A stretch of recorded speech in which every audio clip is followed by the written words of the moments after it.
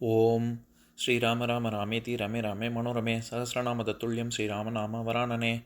உலகம் யாவையும் தாமுழா வாக்கலும் நிலைபெறுத்தலும் நீக்கலும் நீங்களா அழகிலா விளையாட்டுடையார் அவர் தலைவர் அன்னவர் சரண் நாங்களே. எத்திர எத்திர ரகுநாத கீர்த்தனம் தத்திர தத்திர கிருத்தமாஸ்தகாஞ்சலிம் வாஷ்பவாரி பரிபூர்ணலோச்சனம் மாருதிம் நமது ராட்சசாந்தகம். அஞ்சிலே ஒன்று பெற்றான் அஞ்சிலே ஒன்றை தாவி அஞ்சிலே ஒன்று ஆறாக ஆரியர்க்காக ஏகி அஞ்சிலே ஒன்று பெற்ற அணங்கை கண்டு அயலாரூரில் அஞ்சிலே ஒன்றை வைத்தான் அவன் எம்மை அழித்துக் காப்பான். இன்னைக்கு நம்ம கம்பராமாயணத்துல பாலகாண்டத்துல திருஅவதார படலத்துல 66வது பாட்டு பார்க்க போறோம். குனிசிலை வயவனும் கரங்கள் கூப்பிட துணியரு முனிவரர் தொடர்ந்து சூழ்வர வனிதையும் அருமறை வடிவு போன்று ஒளிர் முனிவனும் பொறிமிசை நெறியை முன்னினார். இதுதான் பாட்டு. இப்ப பதம் பிரிச்சு பொருள் பார்க்கலாம். குனிசிலை வயவனும் வளைந்த வில்லையுடைய வெற்றி மிகுந்த வேந்தனான ரோமபத மன்னனும் கரங்கள் கூப்பிட கைகளை குவித்து வணங்கி நிற்கவும் துணியரு முனிவரர் குற்றம் நீங்கிய மனத்திறனான முனிவர்கள் பலரும் தொடர்ந்து சூழ்வர தொடர்ந்து பின்பற்றி வரவும் வனிதையும் அருமறை வடிவு போன்று ஒளிர் முனிவனும் தனது வாழ்க்கை துணைவியான சாந்தையுடன் அரிய வேதங்களே உருவெடுத்து வந்தது போன்ற அந்த முனிவனும் பொறிமிசை இயந்திர தேர் மீது அமர்ந்து நெறியை முன்னினார். அயோத்தியின் வழியே செல்ல எண்ணினார். இப்ப நம்ம இந்த பாட்டுல இருக்கக்கூடிய நயங்களை பார்க்கலாம். குனி சிலை வயவனம். குனி அப்படின்னால இந்த இடத்துல சிலைனா வில்லு, குனி சிலைனா வளைந்த வில் அப்படின்னு அர்த்தம். குனிதல் அப்படின்னா வளைதல். நம்ம ஏற்கனவே சில பாடல்களுக்கு முன்னாடி, அதாவது 45வது பாட்டுல இது நாட்டுப்படலத்தை பத்தி சொல்லும் பொழுது அங்க எப்பேற்பட்ட சோலைகள்லாம் இருக்கு அப்படின்னு பாக்குற பாட்டை நான் அந்த பாட்டை படிக்கிறேன், கேளுங்க. குயிலினம் மதுவை செய்ய கொம்பிடை குனிக்கும் மங்கை அயில் விழி மகளிராடும் பயில் சிறை அரச அன்னம் பல்மலர் பள்ளி நின்றும் துயில் எழ தும்பிகாலை செவ்வழி முரல்வ சோலை அப்படிங்கிற பாட்டுல எப்படிப்பட்ட மயில்கள்லாம் அந்த சோலைகள்ல இருக்கு அப்படின்னா, அந்த மரக்கிளைகள்ல சாஞ்சு அதோட அந்த மயில் அந்த வளைந்த கிளைகள்ல உட்கார்ந்துருக்கு அப்படின்னு பார்த்தா அந்த கொம்பிடை குனிக்கும் மங்கை அப்படின்னு ஒரு இடத்துல குனித்தல் அப்படின்னா வளைந்தல் அப்படின்ற பொருள் ஏற்கனவே நம்ம பார்த்திருக்கோம். இதை தவிர 216வது பாட்டுலயும் ரொம்ப சிந்திக்கும் வேலை அப்படின்னு அந்த பாட்டையும் படிக்கிறேன், கேளுங்க. ஓத நெடுங்கடலாடை உலகினில் வாழ் மனிதர் விலங்கு எனவே உண்ணும் கோதுயில் குணத்து அருந்தவனை கொணரும் வகை யாவது என குனிக்கும் வேலை அப்படின்னு சிந்திக்கும் நேரத்துல இவர் ரோமபதன் சிந்திக்கிற வேலையில இவரை கூட்டிட்டு வர்றதுக்கு என்ன பண்ணலாம் அப்படின்னு சிந்திச்சார் அப்படிங்கிற பாட்டுல குனிக்கும் வேலை அப்படின்னு பாக்குறோம்ல. அதே மாதிரிதான் இந்த இடத்துலயும் குனிசிலை. இது வினைத்தொகை, அதாவது 3 காலங்கள்லயும் வருது இல்ல, குனிக்கும் சிலை, குனித்த சிலை, குனிக்கின்ற சிலை, அந்த மாதிரி. இது நம்ம சும்மா இலக்கண குறிப்புக்காக வினைத்தொகை அப்படின்னு மட்டும் பார்க்க கூடாது.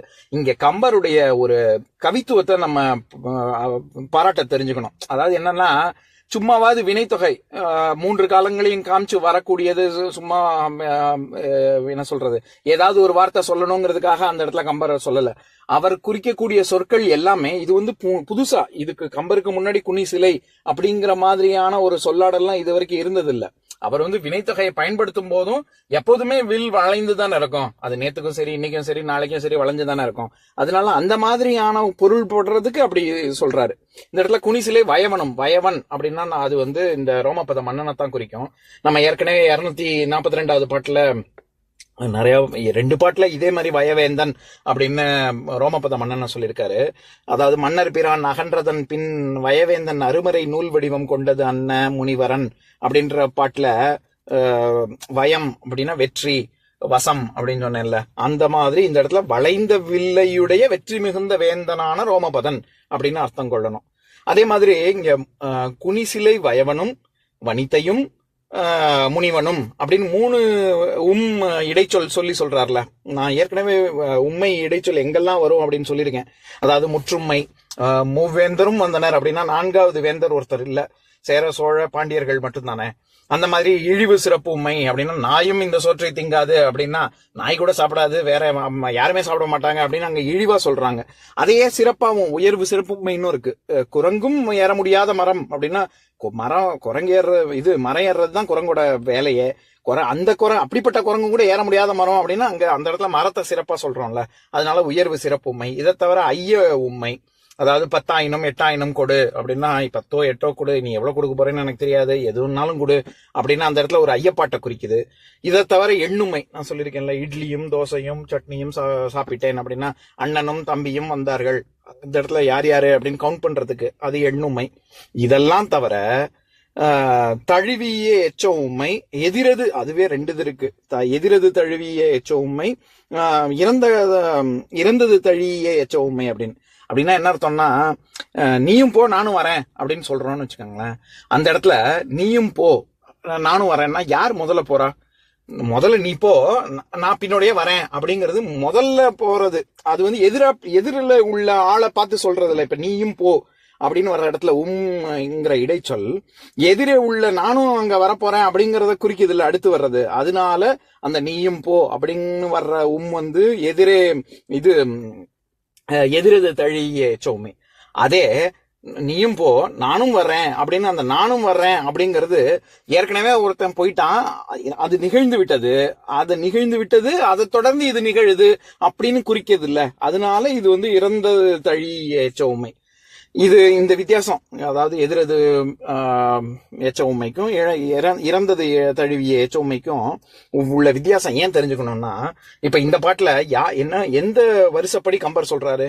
குனிசிலை வயவனம்னு முதல்ல சொல்லிட்டு, அதாவது ரோமபத மன்னன் முதல்ல சொல்லிட்டு, அதுக்கு அடுத்தது வனிதையும் அப்படின்னு சாந்தை, அதாவது கலைக்கோட்டு முனிவனுடைய மனைவியான சாந்தைய சொல்லிட்டு அதுக்கப்புறமா தான் முனிவனும் அப்படின்னு சொல்றாரு. இப்ப அந்த ஆர்டர் ரொம்ப முக்கியம் இந்த இடத்துல. இந்த இடத்துல வயவனம் அப்படின்னு வர்ற இந்த நீயும் போ நானும் வரேன் அப்படின்னு சொல்ற இடம் மாதிரி முதல்ல ராஜாவை சொல்லிட்டு அதுக்கப்புறமா மனைவியை சொல்லிட்டு அதுக்கப்புறமா தான் அவர் கிளம்பி அவரும், அதாவது எல்லாம் ஒரே மாதிரி சமயத்துல தான் போறாங்க. ஆனா அந்த ஆர்டர் ரொம்ப முக்கியம். ஏன்னா நம்ம சாந்தை யாருன்னு பார்த்தோம், இது வந்து ரோமபதனுடைய வளர்ப்பு மகள், தசரதனுடைய சொந்த மகள். அதனால இப்போ இதுக்கு என்ன சொல்றது, இப்போ நம்ம புகுந்த வீட்டுக்கு பிறந்த வீட்டுக்கு பொண்ணு போறா, கல்யாணம் ஆன பொண்ணு திருப்பி பிறந்த வீட்டுக்கு போறா, மாப்பிள்ளை கூட்டிட்டு போறாரு அப்படின்னா நம்ம வந்து முதல்ல பொண்ணு நுழைய விட்டுட்டு அதுக்கப்புறமா தான் மாப்பிள்ளை நுழையணும். அதுதான் வந்து ஒரு என்ன சொல்றது, அதுதான் மாப்பிள்ளையோட இதை காமிக்குது. எவ்வளவு பெருந்தன்மை. இப்ப நம்ம சொல்லுவோம்ல, கதவை வந்து பெண்களுக்கு முதல்ல திறந்துட்டு அவங்க வந்து உள்ள போகணும், ஏதோ கார்லயோ ஏதோ அல்லது பின்னாடி யாராவது வராங்கன்னா திறந்துட்டு அதுக்கப்புறமா நான் ஆண்மகன் ஏறுறது தானே ஜென்டில்மேன்லி அப்படின்னு சொல்றோம். அந்த விதத்துல இங்க கம்பர் வர்ணிக்கிறாரு, அதுக்காக இதை சொல்ல வரேன். குனிசிலை வயவனும் கரங்கள் கூப்பிட அப்படின்னு வர்ற இடத்துல கூப்பிட அப்படிங்கிறது நம்ம அவனை போய் இங்க கூப்பிடு அப்படின்னு சொல்றோம்ல, அழைக்கிறதுன்னு, அந்த பொருள் இல்ல. இந்த இடத்துல கூப்பு கூட்டல் இடு கூட்டல் அதாவது கூப்பு, நம்ம கூப்புன்னா அது வந்து ஒரு வினைச்சொல், நம்ம கும்பிடுறதுன்னு சொல்றோம்ல, கை கூப்பி கொள்வது அப்படின்னு. அந்த மாதிரி இங்க கரங்கள் கூப்பிட அப்படின்னா கைகள் கூப்பி வணங்கறாம் முனிவர அப்படிங்கிற பொருள். நம்ம பொதுவாவே யாரையாவது அழைக்கணும்னா கைகூப்பி அவங்கள அழைக்கிறோம்ல, அந்த பொருள் தான் இது. வந்து பொதுவாவே தங்கள் ஏன் இப்ப கைகூப்பி வரவேற்கிறோம், யாரோ வீட்டுக்குள்ள வராங்கன்னா ஏன் கைகூப்பி வரவேற்கணும், வாங்கன்னு மட்டும் சொன்னா பத்தாதா அப்படின்னா, இந்த இடத்துல நீங்களும் நானும் ஒண்ணு சமம். எப்படி சுவாமி முன்னாடி போய் கைகூப்பி இருக்கோமோ அந்த மாதிரி நீங்களும் நானும் ஒண்ணு, நீங்க யூஆர் மோஸ்ட் வெல்கம் ஹியர், இங்க வந்து உங்களுடைய வரவின் காரணமாக எனக்கு இன்பம் அளிக்குது, நாங்க எல்லாருமே சந்தோஷமா இருக்கோம் அப்படிங்கறத நம்ம சொல்றோம். அதனாலதான் கூப்பிடுறது அப்படின்னு சொல்றோம். இப்ப இங்கிலீஷ்லயும் அப்படிதான், வெல்கம் அப்படிங்கிறதுக்கு by your presence all is well, எனக்கு நானும் சந்தோஷமா இருக்கேன், உங்களுடைய வரவின் காரணமாக என்னைய சுற்றி இருக்கிறவங்களும் சந்தோஷமா இருக்காங்க, நீங்க வாங்க அப்படின்னு அர்த்தம். யூ ஆர் நாட் வெல்கம்னு அர்த்தம், நீங்க வர்றதுனால இங்க எங்களுக்கு யாருக்கும் பிடிக்கலன்னு அர்த்தம். அதுதான் எல்லா மொழியிலயுமே இருக்கும், அதுக்காக சொல்ல வரேன். இந்த இடத்துல தொடர்ந்து சூழ்வர வனிதையும் அருமறை. இந்த வனிதை அப்படின்னா இந்த இடத்துல சாந்தையை குறிக்குது. அதாவது வனிதா அப்படின்னாலே சமஸ்கிருதத்திலயும் சரி தமிழ்லயும் சரி வனிதான்னாலே பெண்ணுன்னு அர்த்தம், இல்லாட்டி மனைவின்னு அர்த்தம். யாரு ஒரு பணிவிடைகள்லாம் செய்யறாங்களோ அதை குறிக்கும், அந்த அர்த்தத்துல மனைவியை குறிக்கும். அதனால இங்கே சாந்தையை குறிக்குது. அருமறை வடிவு போன்று ஒளிர் முனிவனும் அப்படின்னா வேதமே வடிவெடுத்து வந்த மாதிரியா அப்படின்னு. இதே உவமை ஏற்கனவே சொல்லியிருக்காரு. அதாவது நான் இந்த படிச்சேன்ல 224வது பாட்டுல வயவேந்தன் அப்படின்னு, அந்த பாட்டிலேயே அருமறை நூல் வடிவம் கொண்டது அன்ன முனிவரன் அப்படின்னு, ஏதோ வேதமே வடிவெடுத்த மாதிரி அப்படிங்கிற அதே உவமை எங்கேயும் பயன்படுத்தியிருக்காரு. இங்க கலைக்கோட்டு முனிவனை பத்தி சொல்லும்போது எப்பேற்பட்ட முனிவர் அப்படின்ற வர்ற இடத்துல துணியறு முனிவரர் அப்படின்னு சொல்றாருல. துணின்னா குற்றம் நீங்கிய அப்படின்னு பார்த்தோம்ல. இது துணி அப்படிங்கிறது வந்து துன்பம். ஆனா எந்த விதமான துன்பம் அப்படின்னா உலக இயற்கையால் நேரக்கூடிய துன்பம் அப்படின்னு. அதாவது துன்பங்கள் 3 வகைப்படும்.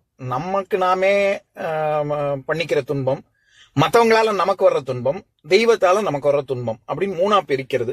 இதுல நமக்கு நாமே பண்ணிக்கிற துன்பமும் மற்றவங்க நமக்கு செய்யற துன்பமும் நம்மளோட வினையினால வருது. அதாவது அது உலக இயற்கையினால வருது. இப்ப பூகம்பம் வருது, இப்ப நிலநடுக்கம் வருது, சுனாமி வருதுன்னா அது தெய்வத்தால் வரக்கூடிய துன்பம். அதுக்கு இல்ல. இந்த இடத்துல துணின்னு சொல்றது இந்த மிச்ச ரெண்டையும். இதைத்தான் பரிமேலழகர் இது கடவுள் வாழ்த்து 4வது குறள், வேண்டுதல் வேண்டாமை இளநடி சேர்ந்தார்க்கு யாண்டும் இடம்பை இல அப்படிங்கிற குறளுக்கு உரை சொல்லும் போது, பிறவி துன்பங்களாவன தன்னை பற்றி வருவனவும் பிற உயிர்களை பற்றி வருவனவும் தெய்வத்தை பற்றி வருவனவும் என 3 வகையான் வரும் துன்பங்கள் அடி சேர்ந்தார்க்கும் இவ்விரண்டும் வேண்டுதலும் வேண்டாமையும் இன்மையின் அவை காரணமாக வரும் 3 வகை துன்பங்களும் இலவாயின அப்படின்னு சொல்ற இடத்துல நீ நமக்கு வர்ற துன்பமும் மத்தவங்க நமக்கு ஏற்படுத்துற துன்பமும் இது ரெண்டுமே வேண்டுதல் வேண்டாமை அப்படிங்கிற நமக்கு விருப்பு வெறுப்புகள் விடுறதுனால இந்த 2 துன்பமும் விடுபடுது. அதன் காரணமாகவே 3வது துன்பமும் விடுபடுது அப்படின்னு சொல்றாரு. எதுக்கு இந்த எடுத்துக்காட்டு சொல்றேன்னா, துணியறு முனிவரர்களுக்கு கடவுளுடைய சோதனையும் இருக்கும். தெய்வங்கள் சில சமயம் முனிவர்களையும் சோதிப்பாங்கல்ல. அதனால இந்த துணியறு முனிவரர்னா அவங்க முனிவர்கள் தான், ஆனா தெய்வத்தால் வரக்கூடிய துன்பங்கள் அவர்களும் அனுபவிப்பார்கள் அப்படிங்கிற அர்த்தம் வர்றதுனால இங்க துணியறு முனிவரர் அப்படிங்கிறது இந்த உலக குற்றங்களை மட்டும்தான் குறிக்கும். எப்பேற்பட்ட தேரேறி சென்றார்கள் அப்படின்னு வர்ற இடத்துல பொறிமிசை, பொறின்னா இந்த இடத்துல இயந்திர தேர், பொறினா இயந்திரம்னு அர்த்தம். இயந்திர தேர் ஏறி சென்றார்கள். நம்ம தேர்னா உடனே என்ன நினைச்ச கூடாது. இப்ப படத்துல எல்லாம் காமிக்கிறாங்கல்ல, குருக்ஷேத்திரத்துல பகவத்கீதை உபதேசம் பண்ண தேருன்னு பார்த்தா 2 குதிரை இல்லாட்டி 4 குதிரை பூட்டப்பட்டு இருக்கும், 2 சக்கரம் இருக்கும், அர்ஜுனா மட்டும் நிக்கிறதுக்கு இடம் இருக்கும். அப்படிலாம் கிடையாது. அந்த காலத்துல தேர் அப்படிங்கறதே ஒரு அம்புகள் ஆயுதங்கள் எல்லாமே அதுல இருக்கும். அது எல்லாத்தையும் எடுத்து கொடுக்கறதுக்கும் சேவகர்கள் இருப்பாங்க. எல்லாம் ஃபுல்லி கவர்டா இருக்கும். இந்த மாதிரி என்ன சொல்றது, இது வந்து சும்மா படத்துல அப்படி வரைஞ்சிருக்காங்களே ஒழிய நிஜமாகவே அந்த காலத்துல அப்படி தேர் கிடையாது. அதனாலதான் வில்லிபுத்தூரோட பாரதத்திலையும் வில்லி பாரதத்திலையும் எப்படி வரும்னா இயந்திர எகின மூர்ந்து அப்படின்னு வரும். அந்த இடத்துல இயந்திரம்ங்கிறது ஒரு ஒரு என்ன சொல்றது, ஆட்டோமேட்டிக் ஆட்டோ ட்ரிவன் கார்லாம் இருக்குல்ல, அந்த மாதிரியாக இயந்திரமாக செயல்படக்கூடிய தேர்னு அர்த்தம். அதனாலதான் பொறிமிசை அப்படின்னு சொல்றாரு. அவர்கள் நினைத்த நெறியில் வழியில் சென்றது அப்படிங்கறதுனாலதான் பொறிமிசை நெறியை முன்னினார் அப்படின்னு சொல்றாரு. ஏன்னா சென்றார்கள்னு சொல்லியிருக்கலாம்ல, இந்த இடத்துல முன்னினார் அப்படின்னா முன்னுதல் உண்ணுதல் இது ரெண்டுமே வந்து எண்ணுதலை குறிக்கும். அதனால இவர் வந்து இயந்திர தேர்ங்கிறது அதன் மூலமாகவும் பெறப்படுது. இப்ப நான் பாட்டை இன்னொரு தடவை படிக்கிறேன் கேளுங்க. குனிசிலை வயவனும் கரங்கள் கூப்பிட துணியறு முனிவரர் தொடர்ந்து சூழ்வர வனிதையும் அருமறை வடிவு போன்று ஒளிர் முனிவனும் பொறிமிசை நெறியை முன்னினார். இன்னொரு நாள் இன்னொரு பாட்டு பார்க்கலாம். ஓம் शान्ताकारं भुजगशयनं पद्मनाभं सुरेशं विश्वाधारं गगनसदृशं मेघवर्णं शुभाङ्गं लक्ष्मीकान्तं कमलनयनं योगिहृद्यानगम्यं वन्दे विष्णुं भवभयहरं सर्वलोकैकनाथम्. உம்பரோடு இம்பர்காரும் உலகம் ஓர் ஏழும் ஏழும் எம்பெருமான் என்று ஏத்தி இறைஞ்சி நின்று ஏவல் செய்ய தம்பியரோடும் தானும் தருமமும் தரணி காத்தான் அம்பரத்து அனந்தர் நீங்கி அயோத்தியில் வந்த வள்ளல். ஓம் பூர்ணமதः பூர்ணமிதம் பூர்ணாத் பூர்ணமுதஸ்யதே பூர்ணஸ்ய பூர்ணமாதாய பூர்ணமேவாவசிஷ்யதே. ஓம் சாந்தி சாந்தி சாந்திः. ஓம் சர்வேஷாம் ஸ்வஸ்திர்பவது சர்வேஷாம் சாந்திர்பவது சர்வேஷாம் பூர்ணம் பவது சர்வேஷாம் மங்களம் பவது. ஓம் சாந்தி சாந்தி சாந்திः. ஓம் சர்வே பவந்து சுகினः सर्वे सन्तु निरामयाः सर्वे भद्राणि पश्यन्तु मा कश्चित् दुःखभाग् भवेत्. ओम शांति शांति शांति.